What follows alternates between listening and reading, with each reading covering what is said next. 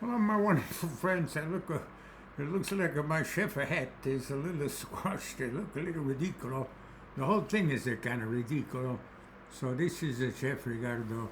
And my question for today is, if a God is so wonderful, how come he created Satan? It's as much as I like the accent. Oh, I forgot my teeth again. Oh, it looks really good, huh? So let me ditch. This is Chef Ricardo. Where's the Chef Ricardo? See that? That's misspelled along with this. So it should be with two C's if it's Italian, and I should know the difference. But no, it's, so I thought I'd try the. Well, I meant to put Ricardo because let's say it's Latin, and there are more Spanish speakers. So I just wanted to broaden the audience. But to confess, I was stupidly misspelled it. It should be with two C's. And but a serious question, and that's why I'm not doing the accent. What is this with evil? And I've heard this argument before. And don't freak out because I'm talking about religion here, but part of the criticism of religion is how, and the classic one is, how can they allow young children to have horrible diseases? And there's a perfectly reasonable response, which is God created Satan, so we have a contrast. We can see what good is by contrast, which brings me to Donald Trump, which I contend in the best. I mean, it's a terrible affliction. It's interesting that he had coincided with a horrible virus, because he represents so many things. Only one of which is a terrible, life-destroying virus attached to the body politic, to the United States, and seems to be wrecking everything that we held was working, and we held in a lot of. When I say we, I say arguably a marginal plurality of the voting public, as demonstrated several times, except the last election. We have to confront the reality that half of, at least 90 million, half of the American public, in a more or less fair election, as fair as they've always been, have come up that the majority feel that that he impersonates, he personifies something in the American consciousness. Maybe it's unconscious. That's my contention. In a psychological sense, something is being fulfilled by this guy. So I want to talk about after, and again, among the many things that he symbolizes, he seems to be what may be a merciful version of a second Civil War. I say merciful because it was the deadliest war in American history, the Civil War. It was terrible, almost ended the nation. And now here we're confronted with in one sense or another, a nation-ending crisis. And it boils down to this one guy who arguably, I'm making the argument, that he functions as a role of Satan, which is he boils down to one very efficient, and it's beyond any single human being, but he does symbolize, much as a good theater piece or a movie or a piece of poetry or art, synthesizes a lot of what goes on in our head collectively in the body politic.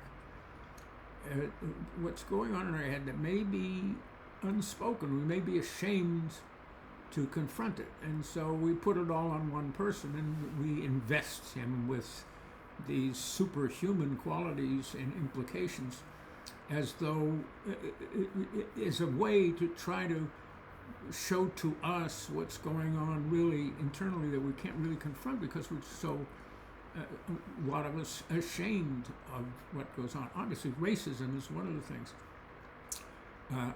The history of Black Americans and how even the Civil War did not resolve that. We came up with constitutional amendments which have been, feckless, ineffective. We're still talking about gerrymandering. We're still talking about denying Black Americans their votes and ethnic Americans their votes and anybody that the one side wants to define as an illegitimate American. We're still playing games with this. So I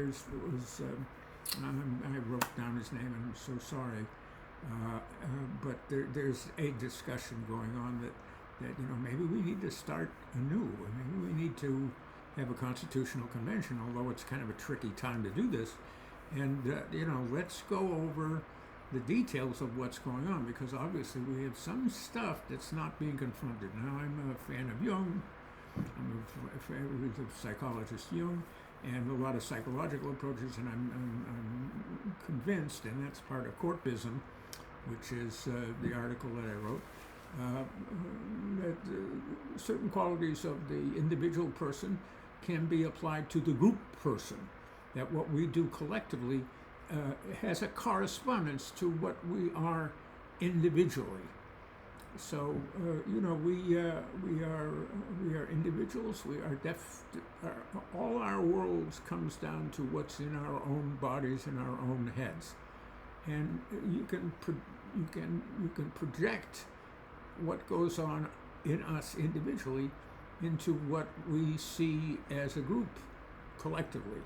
And there's a whole line of logic in this, but I'll keep it brief. What we have to think about is what's going to happen with all these 90 million people if, in fact, Trump is definitively defeated in a crushing electoral defeat. Likely if it's crushing enough in November, he's going to get impeached, and they'll just throw him out. In which case we're going to have Vance. In which case we have a successor to the political will that made Trump happen. So we're going to have to, be careful. As great as Abraham Lincoln was, he got killed, and as great as the vision was at the end of Civil War, forgiving our enemies, loving our enemies in the real sense of what is supposedly our Christian religion. And if you stick to just the words that Christ said, we can't have an exclusionary religion. This notion that happened during the Crusades. There's bad God believers and there's good God believers, and we Christians, our team is number one. That's not the picture at all, and that's not what Jesus said if you look carefully enough at his actual words, not the interpretation of words by other people, but the actual words itself. So how are we going to have a spirit of reconciliation that's true to our ethical and spiritual origins, and true to the creative instincts of the United States, which is to be realistic about the impulse of selfishness? That's why we have separation of powers. We're going to have ambition balanced by ambition. We're not going to say that there's one absolute fixed truth. We understand that we're each going to have our own axis to grind. We're going to each have our own experiences, which is going to be necessarily and by definition different from everybody else. How are we going to get along together? Well, we're going to have some rules, which we're going to have to understand are not the absolute God, inflexible, unyielding, eternal, shining truths. We're going to have to talk about it, and we're going to have to do it reasonably without killing each other and torture each other, as has been our habit in the past. And so we're going to have to move on from that, but we're not going to do it if we're going to bonk each other over the head. And we're going to have a situation where we're going to have, we have a lot of people with hurt feelings on both sides. We're going to have to get beyond that and figure out some rules that are going to be flexible enough that we're going to balance, the immediate needs of the day with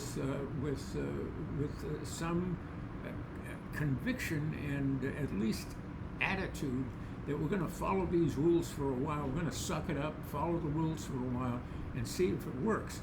But we're definitely, my suggestion is this thing of war doesn't work unless, you're being under, if you're the United States, you look at our history, if we feel, as a genuinely defensive response, we really feel that there's an impending existential threat to our existence for real, not at a distance and not in abstract and not as interpreted by business corporations, but a real threat like Hitler, based on real craziness, which is racial supremacy.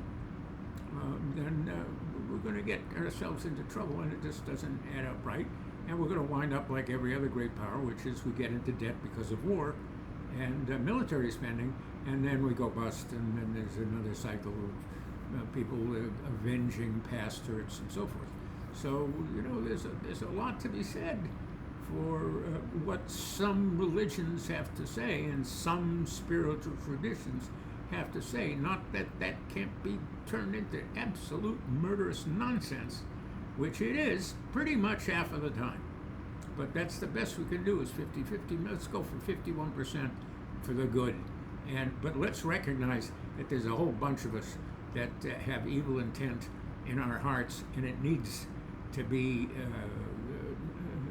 adjusted in the light of the reality that it's not just our world to do with it as we wish.